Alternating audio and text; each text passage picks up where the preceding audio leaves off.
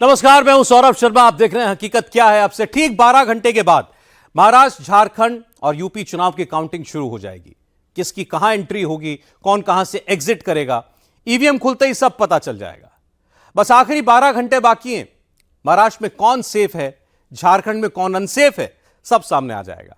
लेकिन नतीजों से 12 घंटे पहले एग्जिट पोल्स के जो नए आंकड़े आए हैं, नए नंबर्स आए हैं, वो मोदी विरोधियों के लिए किसी रेड अलर्ट से कम नहीं है। 4 जून 2024 के बाद से लगातार राहुल गांधी ने, इंडिया अलायंस ने बेरोजगारी, ओबीसी, एससी, एसटी, दलित, आदिवासी, संविधान खतरे में है, जितने फॉल्स नैरेटिव बनाए, वो सारे नैरेटिव कल सुबह 8 बजे काउंटिंग शुरू होने के बाद ध्वस्त होने वाले हैं। नरेंद्र मोदी के दुश्मनों के फैलाए इन फॉल्स नैरेटिव की उम्र सिर्फ 171 दिन ही थी। 12 घंटे के बाद ईवीएम खुलते ही महाराष्ट्र, झारखंड और यूपी की क्लियर पिक्चर जैसे ही देश के सामने आएगी, मोदी विरोधियों को झटका लगेगा। यह झटका क्यों और कैसे लगेगा, एंटी मोदी इकोसिस्टम को कल कौन सा सरप्राइज मिलने वाला है, आप भी देखिए। हमें बहुमत प्राप्त होने जा रहा है। मुंगेरी लाल के हसीन सपने मत देखिए। जनता हमें बहुमत देगी। कल तो थूपड़ा साफ हो जाएगा। हम पहले सरकार हटाना चाहते हैं। कांग्रेस के अगुवाई वाले गठबंधन चारों खाने चित होंगे। समाजवादी पार्टी का सुपड़ा उत्तर प्रदेश से साफ होगा। हमारा तय है मुख्यमंत्री। दावा करने में क्या दिक्कत है, बचनम की दरिद्रम।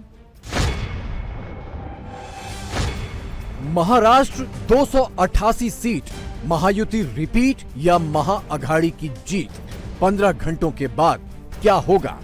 झारखंड 81 सीट, इंडिया अलायंस की वापसी या एनडीए का कमबैक। 900 मिनटों के बाद क्या चौंकाने वाला नतीजा आएगा? यूपी उपचुनाव में 9 सीट, बीजेपी को कितनी सीट, सपा को कितनी सीट? 55,000 सेकंड्स के बाद क्या पता चलेगा? महाराष्ट्र में महायुति का अपना दावा है, महाअघाड़ी का अपना दावा है। झारखंड में इंडी का अपना कैलकुलेशन है, एनडीए का अपना कैलकुलेशन है। यूपी में समाजवादी का अपना नंबर है, बीजेपी का अपना नंबर है। मगर 23 नवंबर को किसका नंबर सटीक बैठेगा, ये तब पता चलेगा जब ईवीएम खुलेगा।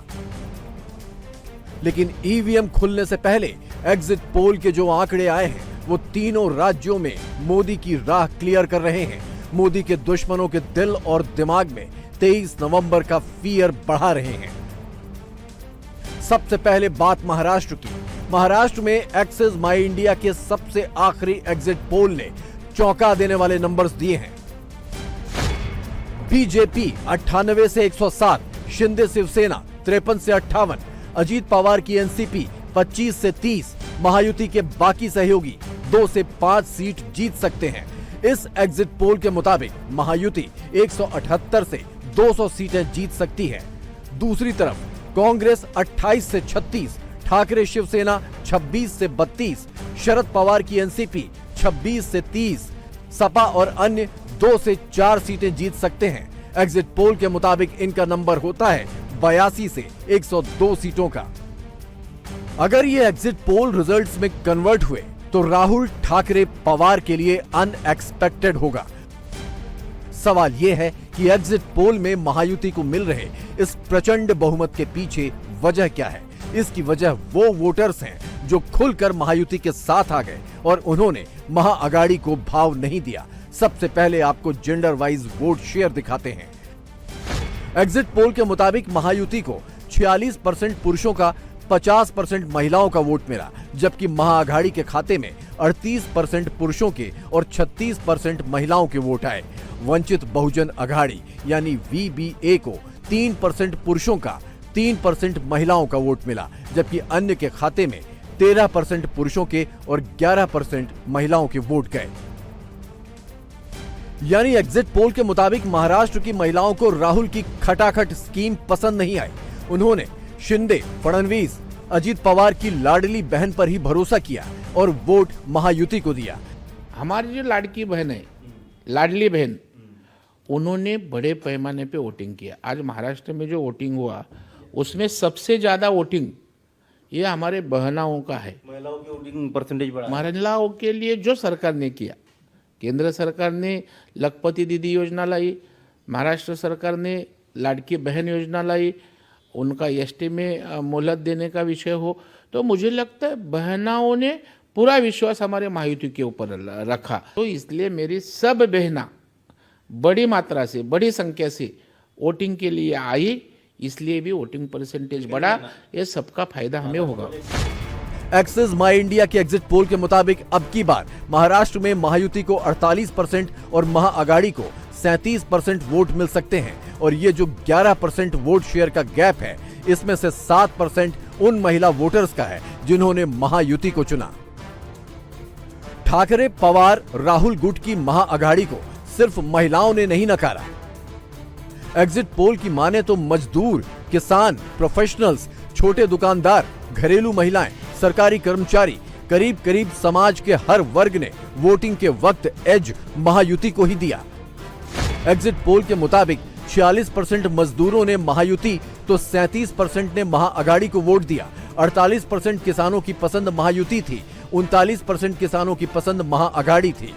45% प्रोफेशनल्स ने महायुति को चुना, 40% ने महाअगाड़ी को चुना। 43% छोटे दुकानदारों ने महायुति को वोट दिया, 39% ने महाअगाड़ी को वोट दिया। 52% घरेलू महिलाओं की पसंद महायुति थी, सिर्फ 34% घरेलू महिलाओं की पसंद महाअगाड़ी थी। प्राइवेट सेक्टर में काम करने वाले 48% लोगों की पसंद महायुति रही, जबकि 36% की पसंद महाअगाड़ी रही। 44% सरकारी कर्मचारियों ने महायुति तो 42% सरकारी कर्मचारियों ने महाअगाड़ी को वोट दिया। अन्य वोटर्स में 47% की पसंद भी महायुति ही थी, जबकि 38% की पसंद महाअगाड़ी रही। देखो, इस वक्त जो है वो जीत के दावे की ज़रूरत नहीं है, जीत की दावत करने की ज़रूरत है। अब अभी जीत का दावा वावा का टाइम गया, अब दावत की तैयारी करो। और जो एनडीए और बीजेपी है वो जो है वो एग्जिट पोल हो या इस तरह के चुनावी विश्लेषण हो, उस पर यकीन नहीं करती, ज़मीनी हकीकत पे यकीन करती है। और ज़मीनी हकीकत और ज़मीनी स्थिति भारतीय जनता पार्टी के पक्ष में है। और इस बात का एहसास उन लोगों को भी है जो लोग की बड़े बड़े दावे और इरादे करते फिर दिखाई पड़ रहे हैं। जो लोग अभी अभी जो है वो चॉपर बुक कर रहे हैं और होटलों को बुक कर रहे हैं, तो वो तो होटल और चॉपर बुक कर रहे हैं, दावे कर रहे हैं। हम जो है वो जीत के जो है वो दावत करने की जो हमारे कार्यकर्ता हैं उनकी करेंगे। जब से एग्जिट पोल आया है, महाअगाड़ी गुट का हर नेता या तो कुछ भी कहने से बच रहा है या फिर एग्जिट पोल के नंबर्स पर ही सवाल खड़े कर रहा है। और वो ऐसा क्यों कर रहा है, इसका जवाब भी आपको एक्सिस माई इंडिया के एग्जिट पोल के कुछ नए आंकड़ों में मिल जाएंगे, जिसके मुताबिक इस बार ग्रामीण इलाकों में महायुति को 48% वोट मिले हैं और महाअगाड़ी को सिर्फ 37%। शहरी इलाकों में भी महायुति 47% वोट शेयर हासिल करती दिख रही है, जबकि महाअगाड़ी 38% पर अटक गई। लेकिन ये रियलिटी महाअगाड़ी एक्सेप्ट करने को राजी ही नहीं है। महायुति वाले बहुत खुश हो रहे हैं क्योंकि ज्यादातर सर्वे उनको बढ़त में दिखा रहे हैं, उनकी सरकार बनते दिखा रहे हैं। लेकिन जनता का जो सर्वे है, जो हमारे 9 करोड़ से ज्यादा मतदाता हैं, उनका जो सर्वे वो साफ साफ कह रहा है कि महाविकास आघाड़ी के नेतृत्व में सरकार बनने वाली है। और हमें पूरा विश्वास है कि हमें एक पूर्ण बहुमत की सरकार तो मिलेगी ही, साथ में एक अच्छा नेतृत्व भी महाराष्ट्र को मिलेगा। मैं उनसे कहूंगी ये सारी टेंशन लेने की उनकी जरूरत नहीं है कि होटल्स बुक करें और चॉपर्स बुक करें। उनको महाराष्ट्र की जनता उनको छुट्टी देने वाली है अगले 25 साल के लिए। जनता हमें बहुमत देगी, स्पष्ट सिंपल मेजॉरिटी मिलेगी और हम जनता की सेवा में 5 साल डटे रहेंगे, जुटे रहेंगे। और इनकी सरकार जाने को है, इसलिए ये लोग शायद हेलीकॉप्टर ये सब इसलिए बुक करा रहे हैं क्योंकि इनको पता है कि जब हारेंगे तो जनता इनको पूरा जो लेखा जोखा है वो कर देगी और इसलिए उनको भागने की जरूरत पड़ेगी। महाअगाड़ी के नेता चाहे जो कुछ भी कहें, एक बात साफ हो गई है, महाअगाड़ी के सबसे बड़े चेहरे राहुल गांधी का ना तो महाराष्ट्र के शहरी इलाकों में कोई प्रभाव दिखा, ना ही ग्रामीण इलाकों में किसी ने राहुल की बातों पर भरोसा किया। राहुल ने महाराष्ट्र में जितनी भी चुनावी सभाएं की, सब में जाति के नाम पर वोटर्स को बांटने की कोशिश की, एक राज्य को दूसरे राज्य से लड़ाने की कोशिश की। लेकिन हर जाति के वोटर ने कांग्रेस और महाअगाड़ी की बांटो और राज करो की नीति का वोटिंग वाले दिन बहिष्कार कर दिया। ये कैसे हुआ, अब एग्जिट पोल के आंकड़ों से समझिए। एग्जिट पोल के मुताबिक 64% ओबीसी ने महायुति को वोट दिया, सिर्फ 25% ने महाअगाड़ी को चुना। 48% मराठा भी महायुति के साथ गए, जबकि 40% महाअगाड़ी के साथ। कुणबी समुदाय के 53% लोगों ने महायुति को वोट दिया, सिर्फ 34% ने महाअगाड़ी को चुना। महाराष्ट्र चुनाव में राहुल ने आदिवासियों को भी मोदी के खिलाफ भड़काने की कोशिश की, उकसाने की कोशिश की, लेकिन एग्जिट पोल के आंकड़े बता रहे हैं कि आदिवासियों ने भी राहुल की भड़काऊ स्क्रिप्ट को रिजेक्ट कर दिया। एग्जिट पोल के मुताबिक 49% शेड्यूल्ड ट्राइब वोटर्स ने महायुति, जबकि सिर्फ 37% ने महाअगाड़ी को वोट दिया। अन्य जनरल कास्ट की बात करें तो 68% की पसंद महायुति थी, जबकि 22% की पसंद महाअगाड़ी। अन्य समुदायों की बात करें तो यहां भी 57% ने महायुति और सिर्फ 28% ने महाअगाड़ी को वोट दिया। नरेंद्र मोदी जी का नेतृत्व पूरे देश भर में, पूरे दुनिया भर में बहुत ही एक्टिव नेतृत्व है और उसका फायदा महाराष्ट्र के इलेक्शन में हुआ। लोकसभा के चुनाव में विपक्षी दलों को सफलता इसलिए मिली थी कि सत्ता तक तो पहुंचने की सफलता में मिली नहीं, लेकिन हमारी सीटें कम करने की सफलता उनको मिली। और उसका कारण ये था कि संविधान बदलेगा ये प्रचार राहुल गांधी और इंडिया आघाड़ी के लोगों ने किया था, उसका नुकसान हमें हुआ था। दलित वोट हो, माइनॉरिटी का वोट हो, तो जो हमें मिलने वाला वोट जो था वो हमको मिला नहीं था। लेकिन इस चुनाव में वो मुद्दा नहीं चल पाया है। महाअगाड़ी का फेक नैरेटिव लोकसभा चुनाव में तो चल गया, मगर अब की बार महाराष्ट्र के वोटर्स ने उस फेक नैरेटिव को रिजेक्ट कर दिया, मोदी की बातों पर ही भरोसा जताया और असर हर उम्र के वोटर्स पर हुआ। इसे भी एग्जिट पोल के नंबर से समझिए। एक्सिस माई इंडिया के एग्जिट पोल के मुताबिक 18 से 25 साल के 44% वोटर्स महायुति और 39% वोटर्स महाअगाड़ी के साथ गए। 26 से 35 साल के 47% वोटर्स ने महायुति और 37% ने महाअगाड़ी को चुना। 36 से 50 साल के 50% वोटर्स की पसंद महायुति थी, जबकि 35% की पसंद महाअगाड़ी थी। 51 से 60 साल के 49% वोटर्स ने महायुति और 38% ने महाअगाड़ी को वोट दिया, जबकि 61 साल से ऊपर के 47% वोटर्स ने महायुति को वोट दिया और 40% ने महाअगाड़ी को। एग्जिट पोल की माने तो सब कुछ शीशे की तरह साफ है, लेकिन महाअगाड़ी वाले अभी भी मानने को तैयार नहीं हैं। संजय राउत नतीजों से पहले महाअगाड़ी की 165 सीटें गिना रहे हैं, ऑन कैमरा जीत का दावा ठोक रहे हैं। बात रही ऐसी है, सत्ता हमारी आ रही है, हमारी सत्ता आ रही है महाराष्ट्र में, और हमें सरकार बनाने से कोई रोक नहीं सकता। एक बात यह है कि कल सुबह से नतीजे आएंगे, हमें पूरा विश्वास है कि हमें बहुमत प्राप्त होने जा रहा है।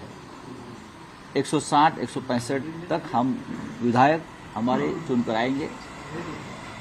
महाराष्ट्र बहुत बड़ा राज्य है, दूर दरार से लोग चुनकर आएंगे। मुंबई में आने के बाद उनके लिए रहने के लिए जगह नहीं है, कहाँ रहेंगे वो, भागम भाग होगी, उनके ऊपर प्रेशर रहेगा इन लोगों का, खोखे वालों का। तो सबकी रहने की व्यवस्था एक होटल में एक जगह पर करने की योजना हम बना रहे हैं। भूमिका शरद पवार साहब की तो रहेगी, कांग्रेस पार्टी की रहेगी और उद्धव ठाकरे साहब की भी रहेगी ना। ये महाविकास आघाड़ी है और हमारे साथ जो छोटे छोटे दल हमारे साथी है, जैसे कि समाजवादी पार्टी के लोग चुनकर आ रहे हैं, कम्युनिस्ट पार्टी के लोग चुनकर आ रहे हैं, शेतकरी कामगार पक्ष है वहाँ एक, उनके लोग चुनकर आएंगे, कुछ इंडिपेंडेंट आएंगे। लेकिन हमारा बहुमत जो है महाविकास आघाड़ी का, वो पूरा बहुमत रहेगा। तो सब एक साथ बैठकर कल हम निर्णय लेंगे। हमारे 3 पार्टी के 160 लोग चुनकर आ रहे हैं, 160 कांग्रेस, शरद पवार साहब की एनसीपी और उद्धव ठाकरे के नेतृत्व वाली शिवसेना, और हमारे छोटे छोटे घटक दल हैं, उनके 160 विधायक हमारे चुनकर आने के बाद में हम विचार करेंगे ना अभी। लेकिन हमारा सबके साथ संपर्क है। चुनाव के नतीजे आएंगे। मैंने पहले भी कहा कि कल 10 बजे के बाद मैं कहूंगा कौन मुख्यमंत्री बनने जा रहा है। हमको किसी का डर नहीं है, हमको किसी का डर नहीं है। नाना पटोले एक स्टेप आगे जाकर 23 नवंबर को ही महाअगाड़ी की सरकार बनाने का क्लेम कर रहे हैं। काउंटिंग से पहले अपने कार्यकर्ताओं से मीटिंग करके रात भर मुस्तैद रहने की हिदायत देते दिख रहे हैं। देखो, कल रात भर हम लोग वहां पर, हमारी सब पूरी टीम रहेंगी। कोई भी पुलिस की गाड़ी भी आती है उसको भी चेक की जाएंगी। कोई भी ट्रक आते हैं वहाँ पर तो वो भी उस चेक किए जाएंगे, क्योंकि बहुत सारी गड़बड़े होने की हमको अंदाज है और इसलिए हम पूरे सतर्क हैं और कोई भी गड़बड़ी नहीं हो। जनता के हिसाब से जो लोगों ने कॉल दिया है उसी आधार पर रिजल्ट आना चाहिए वहाँ पे, क्योंकि बीजेपी गड़बड़ करके चुन के आती है, ऐसे बार बार कई राज्यों में देखा है। इसलिए महाराष्ट्र में हम लोग पूरी उसमें नजर बना के हैं। जैसे ही रिजल्ट लगेंगे वैसे विधायकों को मुंबई लाया जाएगा। कल ही अगर दोपहर तक रिजल्ट आते तो शाम को बहुमत हमारा आएगा, तो कल ही हम दावा करेंगे। ये सीधे सीधे एग्जिट पोल के नतीजों का फियर है। सिर्फ एक या दो एग्जिट पोल नहीं, करीब करीब हर एग्जिट पोल ने महायुति का रूट क्लियर दिखाया है। यहाँ स्पष्ट रूप से महायुति जीत के आएगी और जो लोग विवादक बयान कर रहे हैं, मैं यही कहूंगी कि आपकी नैया तो डूब चुकी है, उम्मीद पे दुनिया कायम है, लेकिन मुंगेरी लाल के हसीन सपने मत देखिए।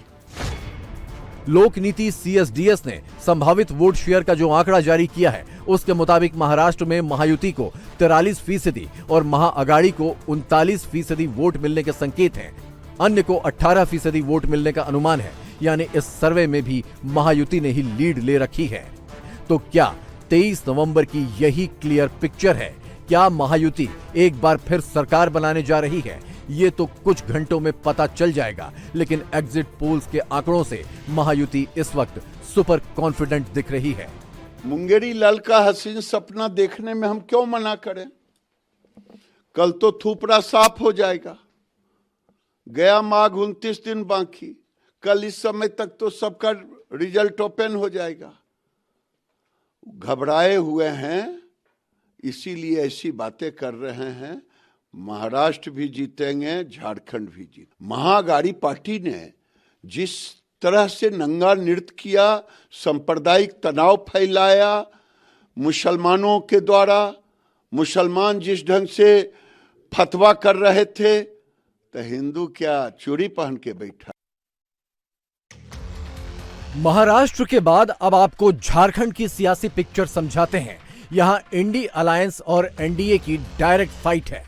झारखंड में 81 सीटों का सवाल है। झारखंड को लेकर 8 एग्जिट पोल्स हुए हैं। 8 में से 4 एग्जिट पोल्स के नंबर्स बता रहे हैं कि हेमंत सोरेन की सरकार जा रही है, NDA की सरकार आ रही है। 3 एग्जिट पोल्स बता रहे हैं कि हेमंत सोरेन एक बार फिर झारखंड में सरकार बना रहे हैं, जबकि एक एग्जिट पोल में किसी को भी बहुमत मिलने के आसार नहीं हैं। इन 8 एग्जिट पोल्स का महा एग्जिट पोल निकालने पर जो नंबर निकल कर आ रहा है उसके मुताबिक NDA को 39 सीटें मिल सकती हैं, इंडी अलायंस को 38 सीटें मिल सकती हैं और 4 सीटें अन्य के खाते में जा सकती हैं। झारखंड की पूरी पिक्चर एग्जिट पोल में भी क्लियर नहीं है, लेकिन हेमंत सोरेन की पार्टी से लेकर बीजेपी के तमाम नेता अभी भी पब्लिक के एग्जैक्ट पोल के सहारे बैठे हैं। नतीजों से ठीक पहले दोनों ही खेमे जीत का दावा ठोक रहे हैं। देखिए, एग्जिट पोल का मतलब क्या है? एग्जिट होता है निकास, और जनता चुनती है आगमन को, अराइवल को। हमने एग्जिट पोल नहीं किया, हमने एग्जैक्ट पोल का नतीजा आपको बता दिया। देखिए, हमारा तय है मुख्यमंत्री, उनका मुख्यमंत्री तय नहीं है। दिक्कत यही है कि उनके जितने भी मुख्यमंत्री के उम्मीदवार लोग थे, जिनके चेहरे थे पोस्टर में, जिनके चेहरे लगाए जाते थे, सभी बहुत बुरी तरह से चुनाव हार रहे हैं। पार्टी ने अंदरूनी सूत्रों से जो एनालिसिस कराया है, जानकारी लिया है, उसके अनुसार 45 से 50 सीटें NDA गठबंधन को आ रही है। इस बीच कुछ ऐसी जानकारियां सामने आई हैं जो झारखंड में सरकार फंसा सकती हैं, और ये जानकारी महिला वोटर्स से संबंधित है।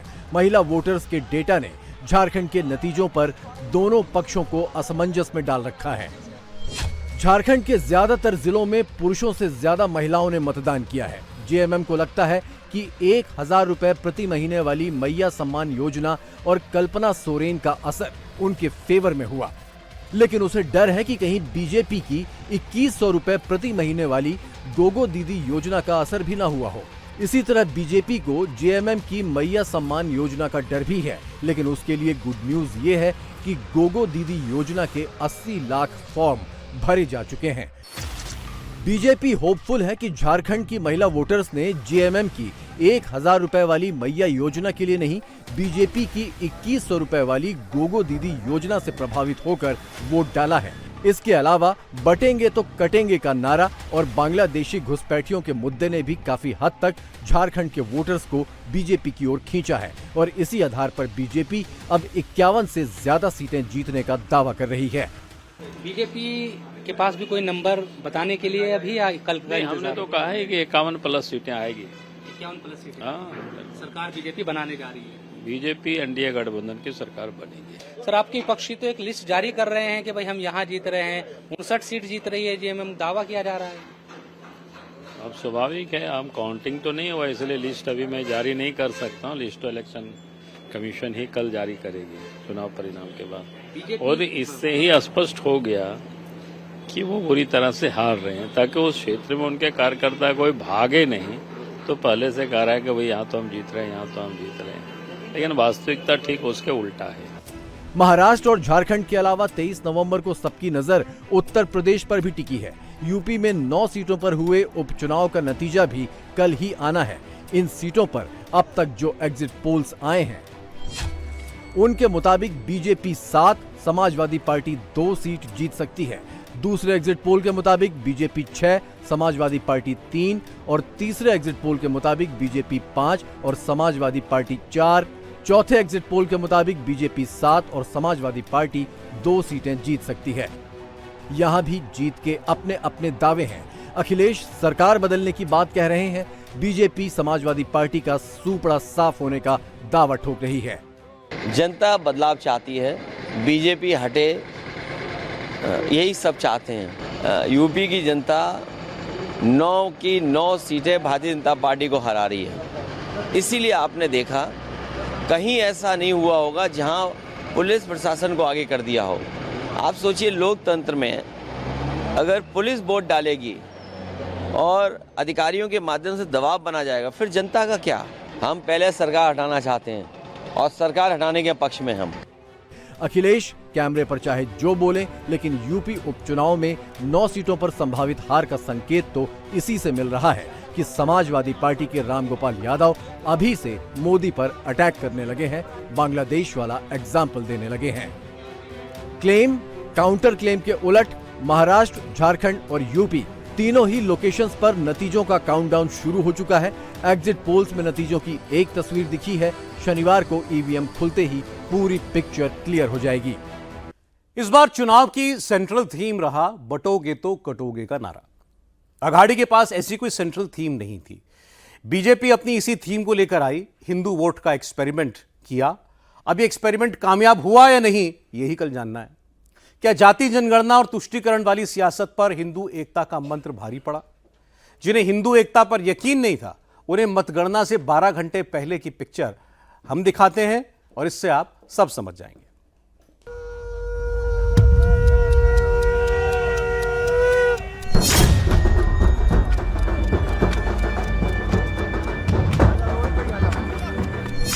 अगर नहीं हिंदू सड़कों पर निकलेगा तो भारत पाकिस्तान बन जाएगा, गजवाई हिंद बन जाएगा, इस्लामिक राष्ट्र। लेकिन हम इन लोगों को लेकर के निकल गए, इस देश को गजवाई हिंद नहीं बनाने देंगे।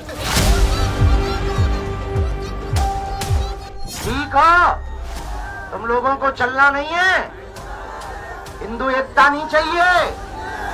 अपने गांव में भी प्रण लेना, जात पात की करो विदाई।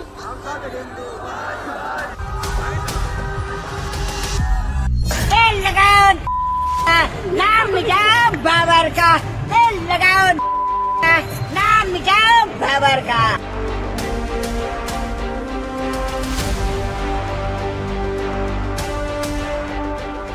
डले रहो दरबार में, धक्का धुनी के खाओ। एक दिन ऐसा आएगा जब हिंदू राष्ट्र घोषित हो जाएगा। कहीं बाद में हिंदुओं देर ना हो जाए फिर मत कहना, हमने तो बिगुल बजा दिया है। बाबा बागेश्वर क्यों कह रहे हैं कहीं देर ना हो जाए? बाबा किस साजिश से हिंदुओं को सावधान कर रहे हैं? उन्होंने भारत को हिंदू राष्ट्र बनाने का झंडा बुलंद किया। मैं उनको कहना चाहता हूं कि ये हिंदुस्तान न कभी हिंदू राष्ट्र हुआ है न होगा। मैं हुकूमतों से कहूंगा कि वो उनकी यात्रा पर पाबंदी लगाएं।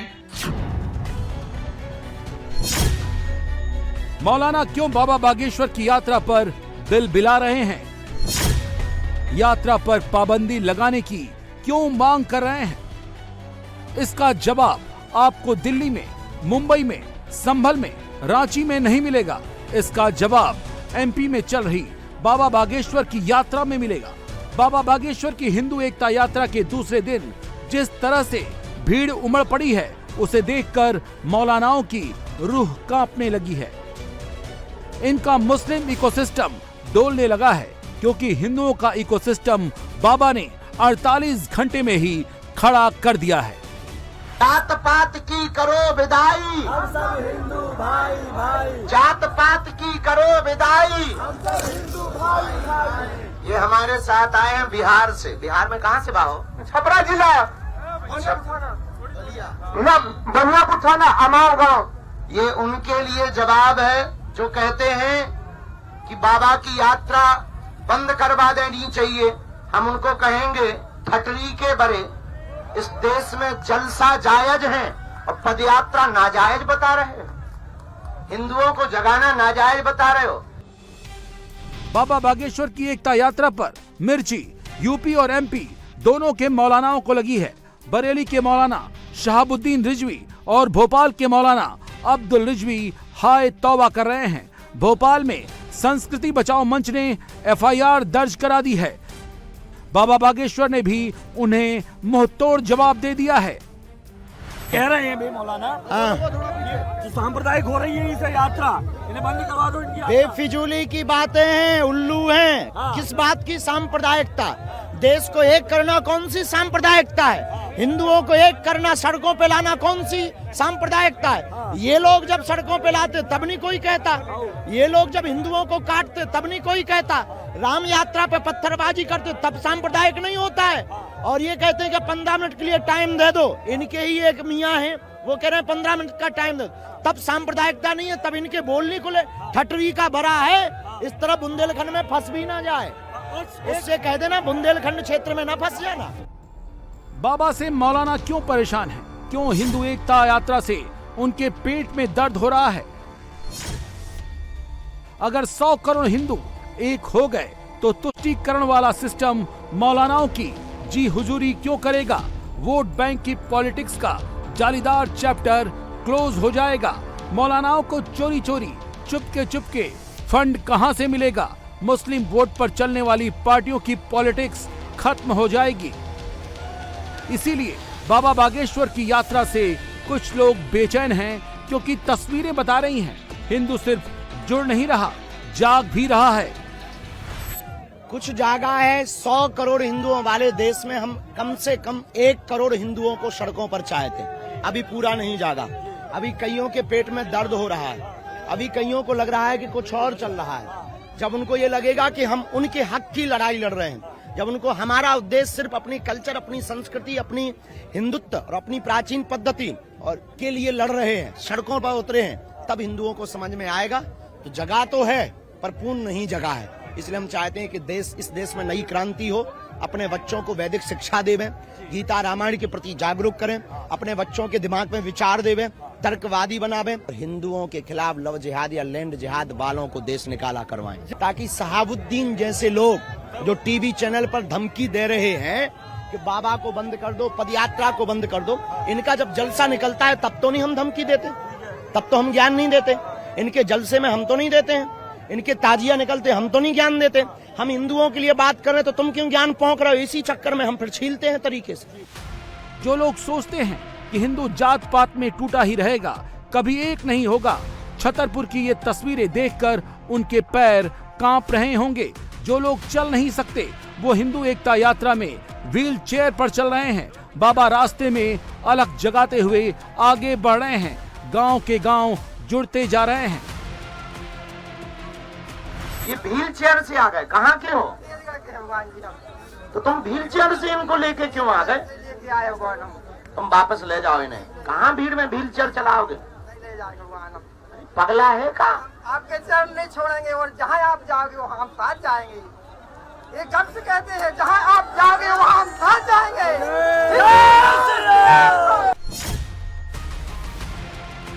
दिन हो या रात, हिंदू एकता की मशाल जल रही है। बाबा बागेश्वर का मिशन कामयाब हो रहा है।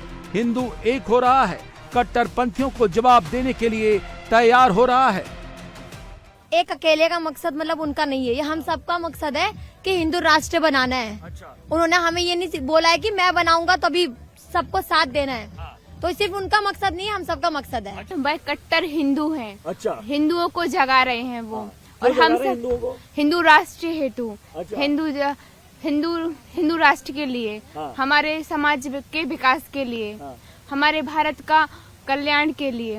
आज बागेश्वर बाबा की, एक बागेश्वर बाबा जी ने ये लाखों लोग खड़े कर दिए हैं और ये करोड़ों में बदलेंगे और भारत हिंदू राष्ट्र होगा, अखंड भारत होगा।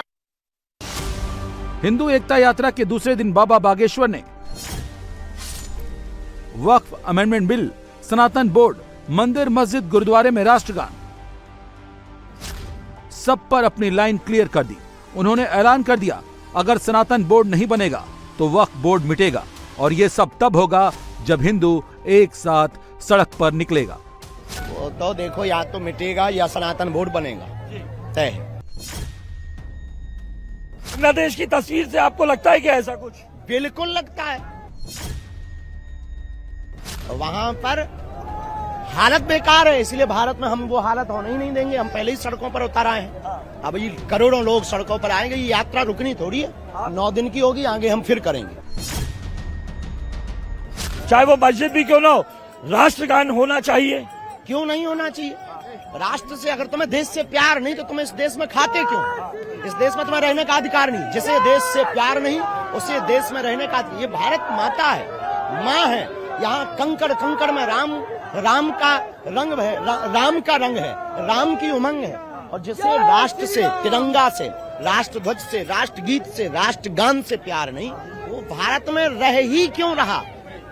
हम तो चाहते हैं भारत के संबंधों में राष्ट्रगान, राष्ट्रगीत होवे, और मस्जिदों में भी होवे, चर्चों में भी होवे, गुरुद्वारों में भी होवे, हर जगह होना चाहिए। हिंदू इकोसिस्टम को मजबूत करने के लिए बाबा ऐसी यात्राएं पूरे देश में निकालेंगे। पूरब, पश्चिम, उत्तर, दक्षिण, सबको बाबा बागेश्वर जोड़ेंगे। तेलंगाना से हिंदुत्व के फायर ब्रांड फेस टी राजा भी दूसरे दिन यात्रा से जुड़े। कांग्रेसी नेता किस जाति को फॉलो करता है, किस धर्म को फॉलो करता है, आज वो बताने की आवश्यकता है। और जो लोग कहते हैं कि भारत में हिंदू नहीं है, आज सर उठाकर देख लो, यात्रा में आकर देख लो, आपको हिंदू ही हिंदू दिखेगा। और आने वाले समय में जो कहते कि हिंदू नहीं है, ताकत गुरुजी के आशीर्वाद से इतनी बढ़ेगी, जो हिंदू अपने आप को नहीं समझने वाला भी चीख चीख कर कहेगा कि मैं हिंदू हूँ। आज गुरुजी की यात्रा में देखिए, हर वो व्यक्ति, यानी चाहे बूढ़ा हो या किसी भी जाति का व्यक्ति हो, उनको गले लगा रहे गुरुजी। गुरुजी का एक ही एक संकल्प क्लियर है कि जातिवाद से हमें उठकर हिंदूवाद पर हमें आगे बढ़ना है, जातिवाद को खत्म करना है और हिंदूवाद को आगे बढ़ाना है। यही गुरुजी का संकल्प है। बाबा बागेश्वर ने टी राजा को हिंदुत्व का बब्बर शेर कहकर उनका हौसला बढ़ाया, साथ में माला के साथ भाला धारण करने की सलाह भी दी। सही कह रहे हैं, छेड़ोगे तो छोड़ेंगे नहीं, ये तो हमने भी नारा दिया। हमारे बहुत प्यारे हैं वो, बब्बर शेर है, हिंदुओं का वो बब्बर शेर है, और वो सही कर रहा है, सही कह रहा है। माला और भाला रखना चाहिए, देवी देवताओं के हाथों में भी त्रिशूल मुद्गर है। अपनी कल्चर और संस्कृति के लिए जैसे इजराइल आज लड़ रहा है हर हाल में अपनी संस्कृति को बचाने के लिए, वैसे ही हिंदुओं तुम भी अपनी संस्कृति, अपने अधिकार, अपने बच्चों के लिए, संपत्तियों के लिए अपने अधिकार पर जगना प्रारंभ करो। गीता रामायण को बचाने के लिए घरों से बाहर निकलो। संभल की जामा मस्जिद वाले विवाद पर भी बाबा बागेश्वर ने खुलकर अपनी बात कही। बाबा बागेश्वर ने कहा, ये मंदिर है और अगर जरूरत पड़ी तो वो वहां भी जाएंगे। अयोध्या की हनुमान गढ़ी के महंत राजूदास भी हिंदू एकता यात्रा को समर्थन देने छतरपुर पहुंचे। कुछ आतंकवादी मानसिकता के लोग और कुछ जो चाहते हैं कि भारत शांति से न रहे, अशांति सदैव बना रहे। कुछ गिरगिट जैसे रंग बदलने वाले लोगों को पेट में तकलीफ हो रहा है। जो भारत माता को डायन कहते हैं उनको जलन होना शुरू हो गया है कि कहीं कुछ सरकार ने लोगों को थोड़ा सा जगाया है, थोड़ा सा। अभी तो हम 5% जगह हैं, अभी 95% हम बाकी है और जिस दिन 5% और जग जाएंगे